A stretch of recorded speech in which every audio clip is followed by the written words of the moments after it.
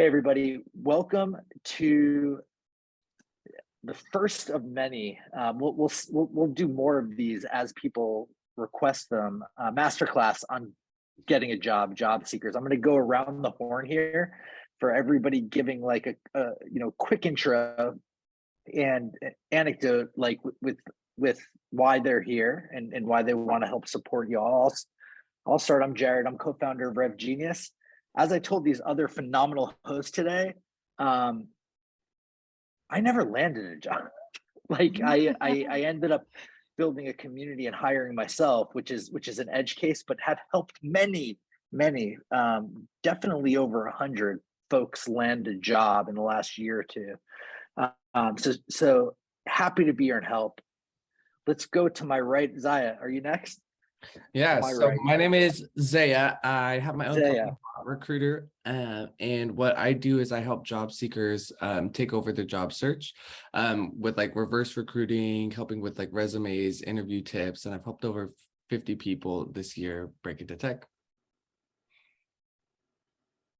Woohoo! Go ahead. Let's go ahead, Jess. Popcorn Jess.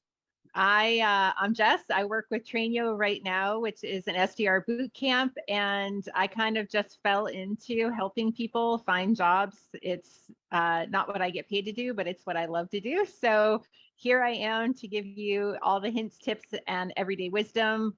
I myself, when I started job seeking, had 14 interviews with different companies in 4 weeks, and that fourth week landed 4 job offers. So I know how to get it done. Happy to help you. Let's hear you, Catherine. Awesome. I'm Catherine Caldwell. I'm the founder of Catch Consulting. I teach SDRs and AEs how to video prospect for a living. So I wanted to provide that same value to job seekers. I've also done maybe a dozen trainings for Trainio, which is where Jess works. Those are job seekers as well. And I've come up with a framework that works to find jobs. So I want to share that with as many people as possible. And I know everyone here has kind of a different niche of tips. So we want to make sure we get to all of them. But most importantly, too, we're interested in answering your questions. So just throw them in the chat and we'll try to bounce off of all the different questions. Guess that leaves me. I'm Jason Hubbard. I'm COO over here at Rev Genius. I am probably a little bit similar to Jared in how I've handled, doing job hunts. So I just landed at Rev Genius about a month ago, but that was sort of a roundabout process of starting my own company and getting Rev Genius as a client and then signing on. So not necessarily applicable for a lot of people, but I've done a lot around this, including a lot of hiring, and so I can bring that perspective to it, as well as some more social networking strategy stuff like that. Because frankly, I don't think I've ever gotten a job that wasn't from knowing somebody that knew somebody. Well, how'd you get your last job before Rev Genius? Oh, because I knew you. Well, because you asked and you were involved in the community and things to that effect. But exactly. That's a good segment. So like the $100,000 question, hopefully you're getting OTE or base salary of that or more at your next job. What do you all think is the most effective way for job seekers to find work?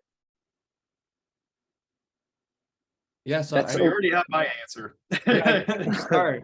So I'll start with, I feel like the first thing you need to do is like, you want your LinkedIn profile to work for you, because at the end of the day, there are so many recruiters out there that are looking for candidates and they're trying to source candidates for the role. So I feel like starting with your LinkedIn profile to be optimized for all of those different keywords and skills that you might have, that helps, because then the recruiters will find you more, you'll pop up higher on their searches. And then instead of begging for a seat at the table, people are begging you to work there. Yeah, that's a good takeaway. Something I've been thinking about a lot is the fact that when I was looking for an SDR job 2.5 years ago at this point, I actually never applied for a job. There was no job opening. I just DM'd the CEO and was like, kind of looks like you need an SDR, like you don't have one, but you have the other functions of a sales organization. Like, would you take a chance on that? And he did. So I think as difficult as it is to be more strategic with a job search, I think if there's a company you really have your eye on, or a company where you see a need, or maybe something gets put in your ear by someone in your network, like you can create jobs even in this market. If there's something you want to go after, it doesn't hurt just to reach out to someone. Yeah, 100%. And that's how I landed at Trainio. They did not have an open position. I just DM'd them because I loved what they did, and the conversation started. And after a couple conversations, it turned into a job offer. And also, back to Zaya and your LinkedIn profile, I had a job offer that I didn't even apply to. Way back. I mean, that happens all the time now, but way back then, when I was actively seeking a job, just because of my LinkedIn profile, they checked it out. They said, hey, we love what you're doing on LinkedIn.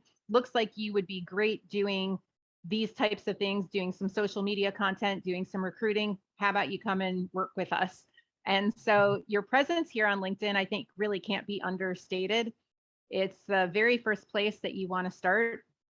And from there, I think, along with what Catherine is saying, really select the types of jobs and companies that you want to work for. Don't just mass apply.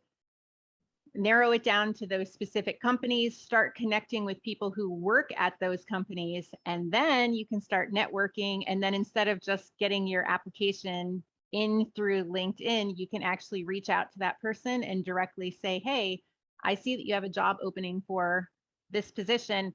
I'm interested in applying. Do you have any input or advice? And the next thing you know, they're saying, hey, send me your resume so I can give it right over to the hiring manager. That's what you want.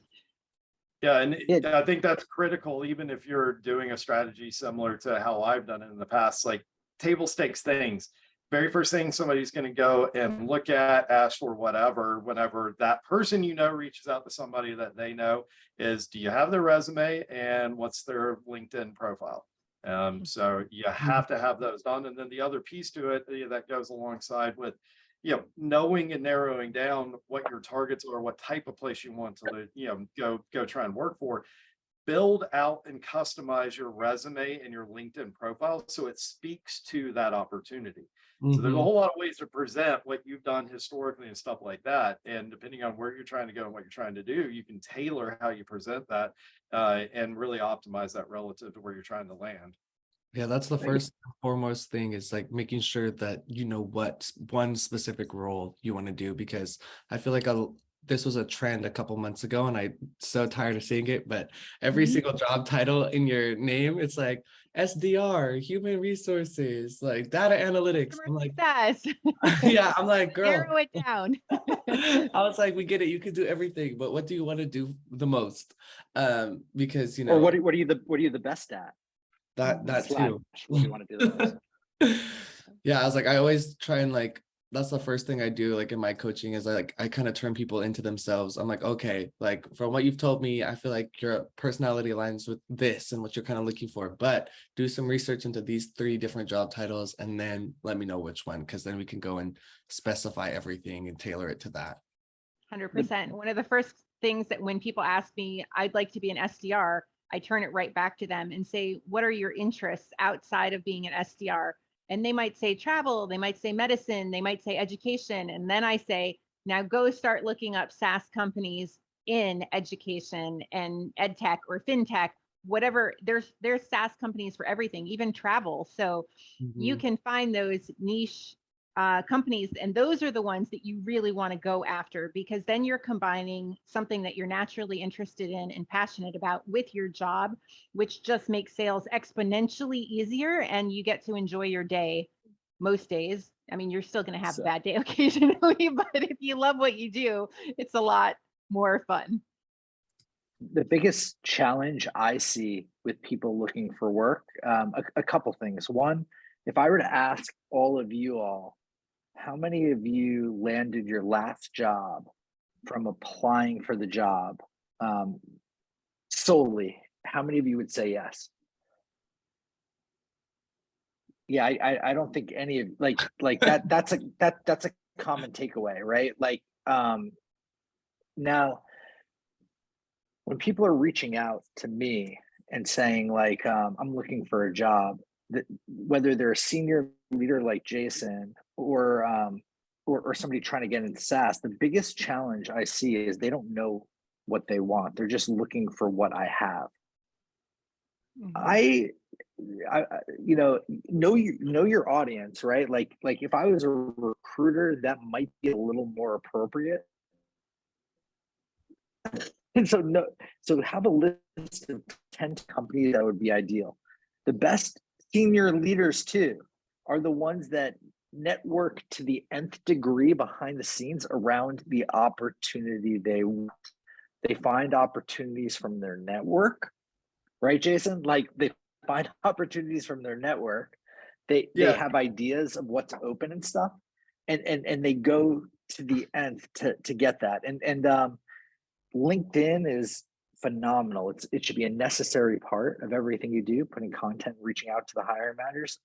If you're not going to community as well, you're leaving one-to-one relationships on the table. Okay.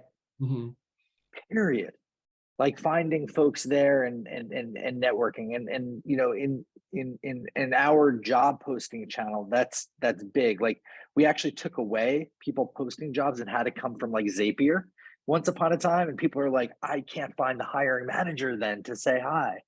So like that's it's something really big out there. And so big advice: no 10 or 20 companies that are hiring that you'd be perfect for. Have a handful that you think you'd be perfect for, that might not be hiring. That could be as well. And Jess had an awesome point. What you're interested in, I'll go one step further. Like if you're transitioning into software sales from something in the past, draw a connection. I worked for a company called FedEx. Okay, what does that mean? Like, is there software that does logistics? Well, there probably are. But what there's even a bigger space for are e-commerce softwares. What? How does that work? Well, I'm drawing a connection saying, if you run an e-commerce store, to get your product from wherever it starts to your end user, how do you do that? Does it just transport? Oh my fucking God, you have to ship it. You're the most important part of e-commerce. Like, tell me more. Well, Guilt was one of my accounts, Guilt Group, back when it like 10 years ago when it was massive. Holy shit. And you're managing the best person in logistics. Now all of a sudden I'm in e-commerce. So draw that connection for people as well, because they're not going to figure it out themselves. I love all you hiring managers, but they have a lot on their plates. Draw that for them. Mm-hmm. So what else you got, guys? Yeah, I was gonna say, so my first role in tech, I actually was sourced. So I optimized my LinkedIn profile. I actually was found because of those posts that are like, oh, comment if you're looking for this type of role, like that sort of thing. So recruiters, what we do is we like to look through those posts because we're like, oh, maybe we'll find like somebody great, especially for like entry level roles. So a recruiter found me. She was like, hey, I saw you commented on this post. And we started talking, and that was the role I got into tech. And then after that, I actually found another company that I really, really wanted to work for, and I did everything in my power to get to it. So I created a role for myself. So I was like sending video prospecting messages, and then I actually went and I saw that it was for a recruiting role. So I saw that they were hiring for like a couple SDRs, and I went and I found candidates for those. And I was like, hey, like, let me show you how I can work. I was like, here's a candidates that, fit the thing. This is what they're looking for compensation wise. And, I set like a 30, 60, 90-day plan. And I feel like that also really helped as well. Totally. So the tagline, and we all talk about this, my tagline right now is stand out from the noise. And that is, I think, the number one thing you all need to do is stand out from the noise. You need to make yourself different from everybody else who's applying. And if that's coming up with that 30, 60, 90 plan, if that's filling up those spots, just think outside of the box. How can you make yourself stand out and be different from everyone else? How can you get that attention? Is it through networking? That's definitely one pathway to move forward. Network, network, network. If I'm trying to get in touch with a VP of sales, you better believe that I'm hitting up the SDRs, the AEs underneath them. I'm connecting. I am commenting on their posts. I'm reaching out. If I want to get in touch with someone, even if they're not posting, I'm going to check in on LinkedIn to see where are they commenting. And then I'm going to go follow and comment under their comments so that by the time I reach out, they know who I am. They recognize my name, they recognize my face, and there's some familiarity already established there. I'm not just one of 8 billion people on this planet reaching out saying, hey, I'm interested in this job opportunity that you have. You all have a great point. And just like 30, 60, 90 or whatever leadership plan, whether you're a leader or entry level, like you're gonna have part of that interview where you have to create a plan or do a demo, even if it's your first one going. Like there's a high likelihood. And if that low likelihood doesn't happen, but you have it, oh my gosh, that makes it even easier. So why not do it in the beginning, right? Like to land it. How you're not going to land $100,000 base salary without showing a 30, 60, 90 plan or doing a demo or diving in. And if you do, like hiring managers, you need extra steps there to uncover that. Yeah, I mean, go ahead. No, I was just going to say I love reaching out and using those tools that are outside of the box and showing what I can do. And I'm a big fan of voice notes, but I know, Catherine, really, I need to learn. I just need to be a sponge around you. I need to soak up this like video outreach because I don't do it at the moment and I need to start doing it. And I hear from so many people that are hiring and VPs of sales and people that I'm connecting with that the video is one of the ways and a big way to really get people's attention. Yeah, you talked about breaking through the noise. Video is a really awesome way to do that. I know quite a few people who have at least landed interviews from it. And I think it's important to approach it the same way you would if you were prospecting, pick 5 accounts today, connect with them on LinkedIn the next day, send them a video, make sure you're multi-threading your approach. But with video prospecting and, take notes, everyone, but the framework I've been teaching people is, quickly introduce yourself. The second thing you want to do is touch on what you appreciate about their organization. So I would not recommend going straight into like, hey, I'm Catherine and you should hire me because I'm really good at prospecting. I'm actually going to make sure they understand this is personalized to them. So, my name's Catherine and I came across a job opening, for example, at Trainio. I love the company's values and like what the specific values are. Making sure it's like one-to-one and that like if I were to just make 20 videos every day and be like, hey, you should hire me, I'm really good at prospecting, I could send that to hundreds and hundreds of people. So I think it's really important right off the bat, make it personalized to what you appreciate about the company.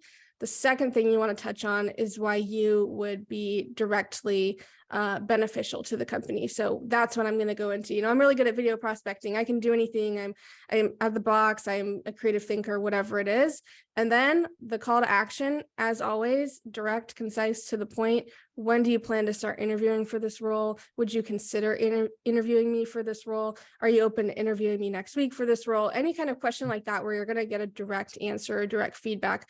You could even do, are you the right person to ask for an interview for this role? Can you connect me with the right person to interview? All those kind of things. I like to assume I'm getting the interview, or that candidates I'm working with are getting the interview. So I like to say, when do you plan to start interviewing for this role? I want to get on your calendar. That's the framework. That's a good Easy peasy. I love it.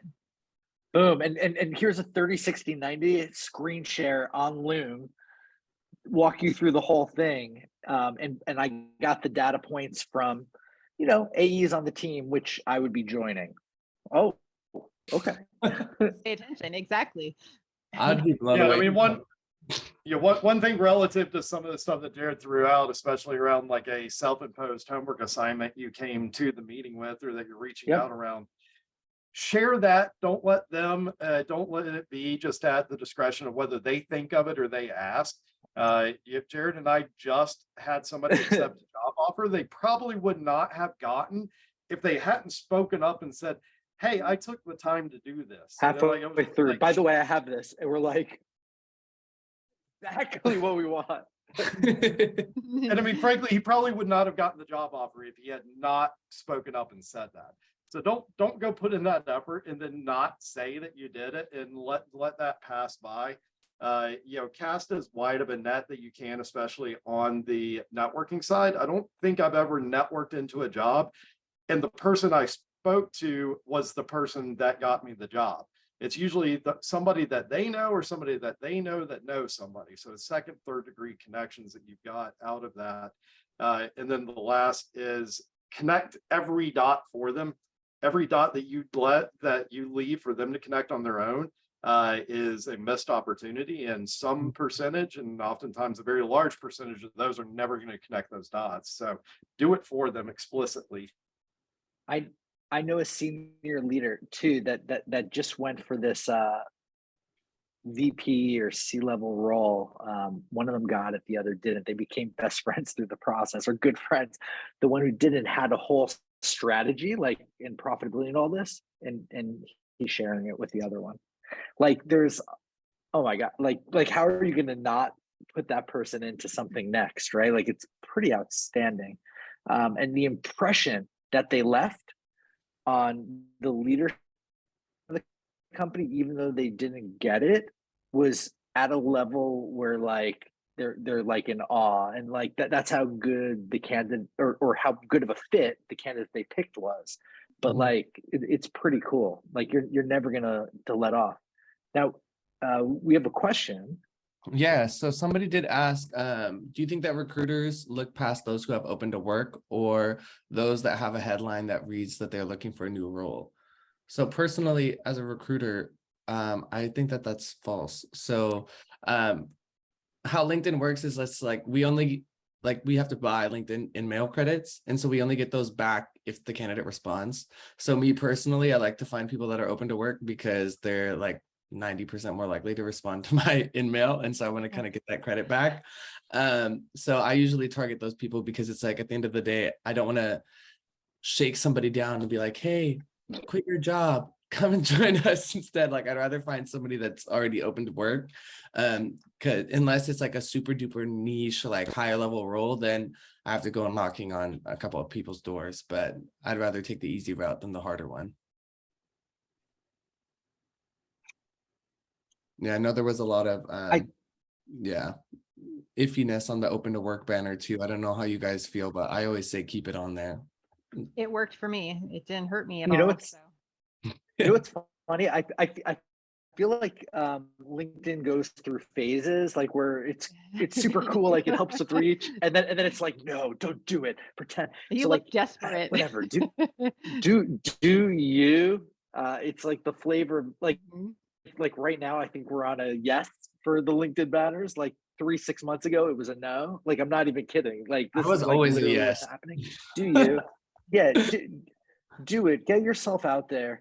I think it's important that you show up in communities as well, because because I run one. No, because running one helps me see the value. Like helps me see like fast tracking folks, in the process, introducing people to others that just like gets them right to the hiring manager or right to the VP. Is that like this is what's happening there? But I think some of I think it's important to realize like, okay, we're focusing on getting the interview. You're in, along with a dozen other shortlisters or 20 or 24, right? Like I get it. Nobody's interviewing 100 people, but they might be interviewing a dozen or 24. How do you? So now you're on a call. How do you stand out versus other people? Let's start with getting from interview 1 to interview 2, and then we'll talk like later stage next. Ooh. What have you found successful? Because there are definitely 2 stages. One is like, let's get to that hiring manager, and 2, let's get that job, right? Mm-hmm. So I say the first one, going past the recruiter screen into like a hiring manager interview, it's like you have to do So I like to say, think about it this way. The recruiter doesn't know the ins and outs of the role. They know on paper what they're looking for requirement wise. So it's your job to make that connection with your transferable skills to present to the recruiter, because I'll present somebody that has 65 or like even 55% of the requirements. I'll present them to the hiring manager. But you just kind of have to show me that you know, like about the role, about the company, and you have that sort of drive and motivation. And that's enough for me to be like, okay, he has about 50%, 60%. So let's keep going. I think the most important thing in any stage of an interview is proving that you're a closer.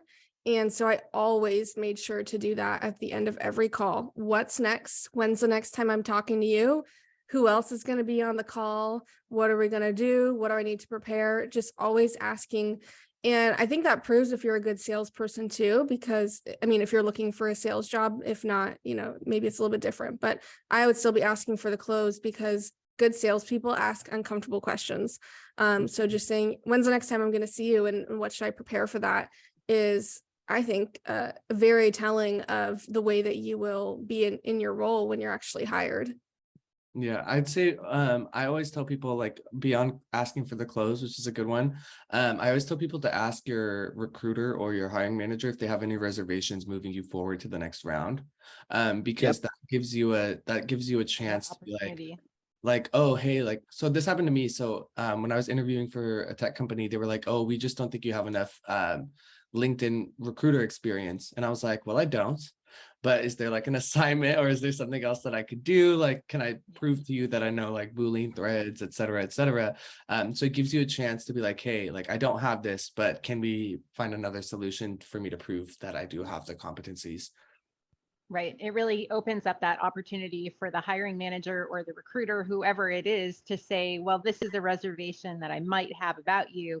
And you now, instead of that just going unsaid and you're being written off, you have that opportunity to counter that and say, well, actually, I do have this experience, or like Zaya said, I can go, this is what I can offer. So huge deal. I always close my interviews as well. And that's just a great skill, especially if you're applying into sales roles.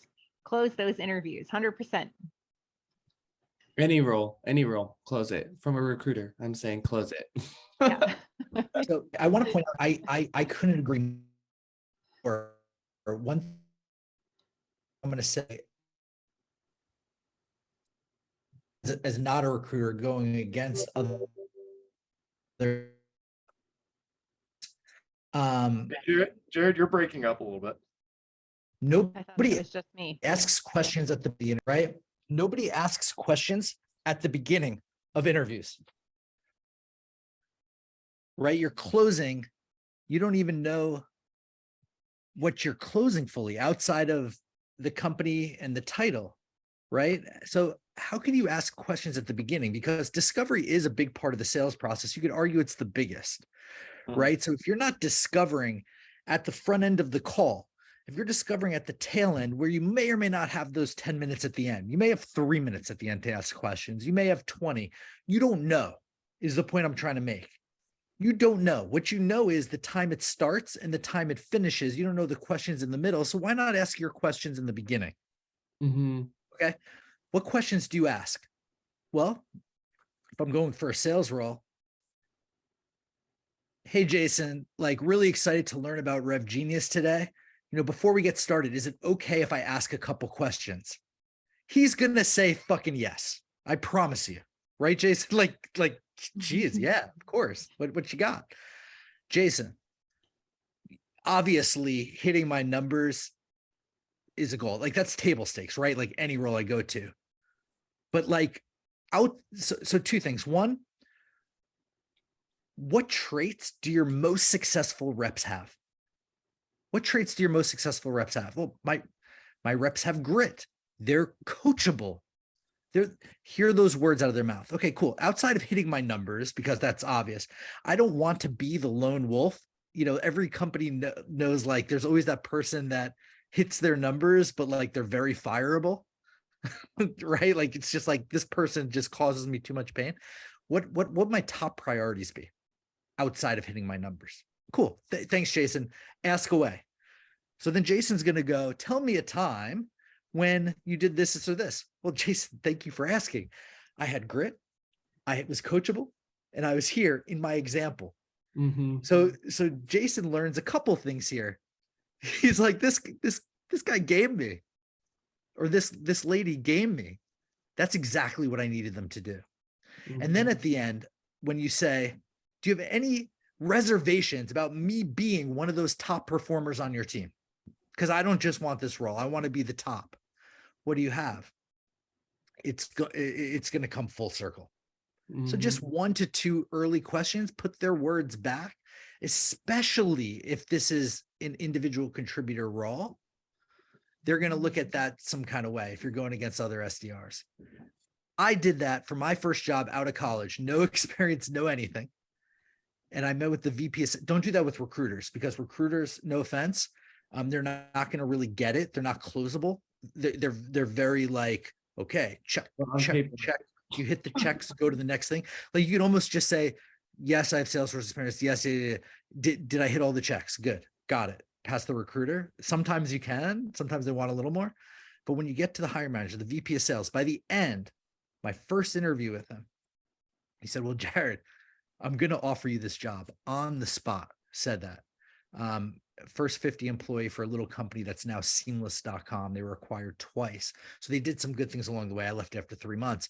Point I'm trying to make is don't be afraid to ask qualifying questions, because what if they say like, my top reps work 90 hours a week, and you're like, do they have to? Like that might be a non-starter for some people, right?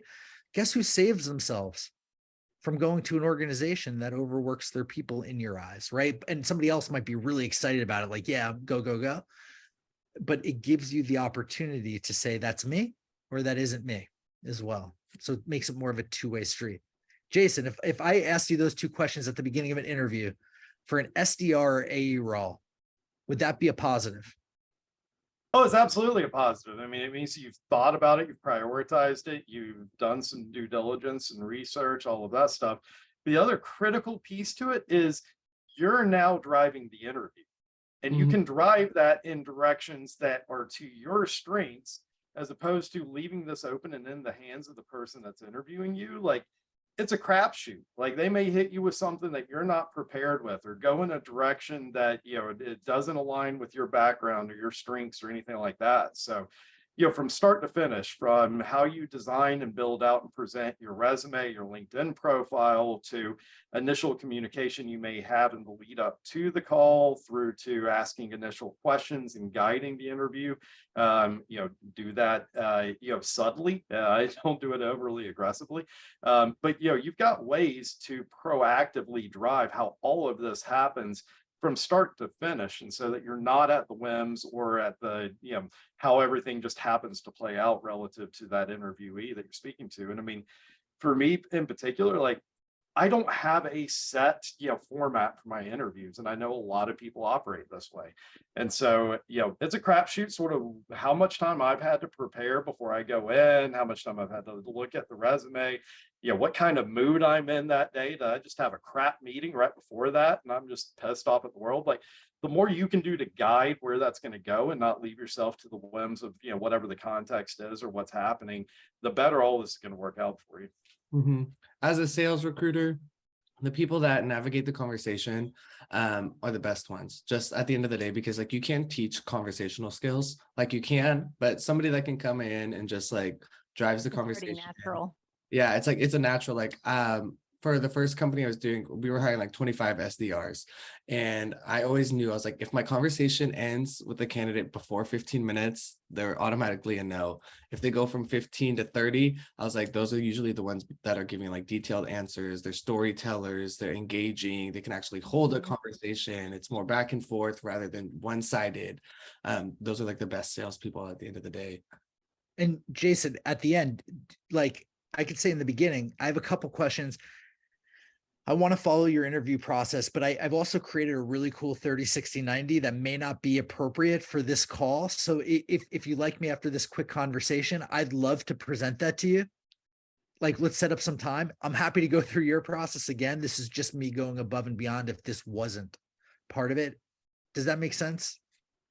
Yeah, and I mean, ideally, you've put something together that is, at least in theory and arguably, demonstrably valuable to that company, whether they hire you or not. And so present it that way. Like, hopefully there's some value here that you guys can take and, do something with, regardless of whether, we're able to move forward or not. Yeah. Mhm. I had a series of slides prepared that would help add visual impact to certain questions. So I know what are some of your strengths is a very popular interview question. So I went ahead and interviewed all my friends and family and said, what words would you use to describe me? Hardworking, dedicated, kind, and I took all these words and I built a word bubble out of them. And so as soon as the recruiter or the hiring manager asked me, I said, it's funny, you should ask me that question and don't take my word for it. This is from my friends and family. These are the words that are being used to describe me from people who genuinely know me. And she just loved that. She was like, oh my gosh, that's right on target. That's perfect. And I also had maybe a 45-second snippet of a video that I would present to certain people, just kind of depended on the flow of the interview. But I'd say, hey, before we even get started, do you mind if I play this presentation for you or this PowerPoint that gives you a real quick intro to who I am beyond my resume? And it was just slides of me and things I like to do, books I like to read, places I have traveled, what my passions are, other jobs that I have had, but details about it that you couldn't lift off of my resume. Things that, and then that immediately would generate questions and parallel connections from the manager. They would see, oh yeah, we're looking for this in this role. I see you have that. So it's just ways, again, to think outside of the box, stand out from the noise, be different, be prepared, really show that you're interested in that company and in that position. To follow up, oh, go ahead, Jared. Oh, I was going to say one really potent thing that somebody who went for an AE role, like an enterprise AE role, did with his presentation. They asked him to do a presentation. Or maybe they didn't and he did. Regardless, like it was awesome. And it was like, I don't know if it was a 30, 60, 90 or plan for success, but something along those lines. After he put quotes from his references right in there. And in particular, he found references specifically that this company would find really cool. Jason, imagine that. Imagine us interviewing somebody and they have references in their deck that they created, which either we asked for or we didn't. And it was with like top prospective accounts for us that weren't ours already. Like, hey, here's what the head of demand gen at Gong said about me. Here's what the head of demand gen at Clary or Sixth Sense said about me. And here's what at this major community VP level said about me. So now we go in and we're like, yes, fuck, like we can't not hire him. Jacob at Clue now, shout out to him. He had like references from like VP level at like G2. He had references from like others. I'm like, wow, this guy went in. Yeah, so I was gonna say like what one of the tips I do is like everybody gets asked a question like, oh, tell me about yourself, like that stupid one that nobody likes. I always so at the company I got hired for, since I'm a part of talent acquisition, I was kind of able to go back and see my notes from my interviews. I use the company's core values to describe myself. So like that's like the biggest cheat code. I tell every one of my clients is you go to their page, you see what their things are. So it's like creativity, ambition, team spirit, uniqueness. And I literally found synonyms and I use those words to describe myself. And so that's what I recommend for everybody to do, because it's like every single one of the notes, they're like, ooh, amazing culture ad. Like he will fit right in with the rest of the team and the organization, yada, yada, yada. And it was, it was nice to, cheat the system and, speak their language. The keywords. Yeah. Yeah. Exactly. I mean, if you haven't noticed, there's a theme here of, start doing this strategically from the ground up. And I'm sure one of the things that a lot of people are, hearing out of this is like, geez, man, that sounds like a lot of work to like go create like a 30, 60, 90, or go track down references or whatever. But the dirty little secret, in the same way that like you prospect efficiently, if you take the time to strategically set up like, okay, here are my targets, this is what the profile looks like, here are like opportunities, like companies, stuff like that. There's very little of that initial work that you have to do that can't be largely repurposed and just tweaked from one to another. So, if you're doing this and you're having to create all of this roughly from scratch every single time, you're doing it wrong. It needs to be one time, and now 90+% of what you did the first time gets reused. One thing within that though, after each one, go back and look at that stuff that you prepared and see if there's anything that you need to tweak, anything that you learned from that, whatever. Make this a cycle so that you're constantly optimizing that and adding in new input, new insights, stuff like that from previous calls. Right. You don't have to reinvent the wheel, and you invent it once. And I have a boom file that has all my referrals, praises, recommendations, and it's like 20 pages long. And I just go in and grab whatever the target market is, whatever I can find that is going to align with the job that I want, and grab that exactly like Jared said, and prepare it for that company. So you'll all should start building boom files right off the bat. Yeah, and in addition to that, later stage of the interview process. So now the second part here, as we're closing in on time, later stage, you're gonna need that presentation if you didn't do it already. They may or may not ask for it, but do it. Yeah. This is the part where you probably network with people outside the hiring manager, right? Like this is the part where you try to hack it and reach out to future team members. This is also the part, depending on the process, they might know about you, right? Like, because they start talking like, hey, we have 3 really good candidates, this and this. So when you're the one that reaches out, and newsflash, you're not going to be the only one. But when it's just you and one other, and there's 3, that one that doesn't is out, perhaps, right? So yeah, let's talk about that. What are your experiences like going above and beyond and reaching out? Is that something that you recommend, or is that something you've seen? And yeah, how do you use that recommend info? it. I recommend it because it's like, at the end of the day, these are the people that pass the presentation. You need to think about it from like that perspective, is like they've already got in. So asking them for feedback, like, hey, do you mind looking, like, this is what I have, do you mind looking over? Or just getting to know them personally. The more people on the team rooting for you, the more times the hiring manager is going to hear your name, the more times that SDR that's already working there is going to say, hey, manager, like, what's the feedback off of this person's interview? And maybe they'll tell you, and maybe you have something to tweak before that last thing. Like, you never know if you'll get some insider tips. That's something I really wanted to talk on all the way back when we were talking about having your interview as if it's a discovery call. I think something really powerful is appearing as internal as you can. So when you're asking those initial questions of like, who are your powerhouse SDRs? And they go, oh, we've got, these 3 people, whatever. Who are they? Like, what are their names? I want to reach out to them, or can I actually speak with them? And so they'll say, oh yeah, Mark and Jeff and Bob are our top performers. All the way at the end of your interview, you can be like, I'm really looking forward to talking to Jeff and Bob and Mark. If you can send us some way, get us on a 3-way call or whatever. But I feel like making yourself appear internal, and I do it in my prospecting all the time, where I get an objection where someone's like, I don't know, I got to talk to my CFO. I go to the company page, I type in CFO. I'm like, let me know, if you want to have a call with me and Charlie, I'd be happy to do a 3-way call. And then they're like, oh, she knows Charlie, or, she somehow, it's kind of a step further than being like, okay, let me know what the CFO says. It's like, oh yeah, Charlie, for sure. Yeah. Let me know what he says. So I feel like it just makes you stand out the more you can appear internal. And then when you're on those higher up interviews and you're like, oh yeah, I talked to Jeff and Mark, they were awesome, this is kind of what they said. Just the more you can kind of be like, I already work here, kind of already know everybody. I feel like the more the better. That's the best, honestly. Like from a recruiter's perspective, I had a candidate, they're like, oh yeah, I spoke to blah, blah, blah, blah, blah, blah, blah, blah, blah about this role. Like, this is my understanding. This is what I'm going to be doing day to day. And I actually was kind of floored because I was like, this person knew more about the role than I did at that time because I had like just gotten switched over to it.